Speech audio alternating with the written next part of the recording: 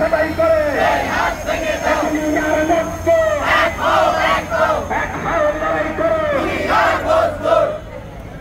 বন্ধুগণ, আমাদের বিক্ষোভ কর্মসূচি চলছে। শান্তিতে নোবেল পেয়ে এখন দেশের প্রধান উপদেষ্টা হয়েছেন। শ্রমিকরা না খেয়ে মরে যায়, অতীতের সরকারগুলোর মতো শান্তিতে নোবেল পাওয়া কিন্তু সেও মালিকদের পক্ষ নিচ্ছেন কিনা সেইটা আমরা জানতে চাই। ভবনের আমলে যখন বকেয়া বেতন চাইতাম আমাদের বুকে গুলি দেওয়া হতো।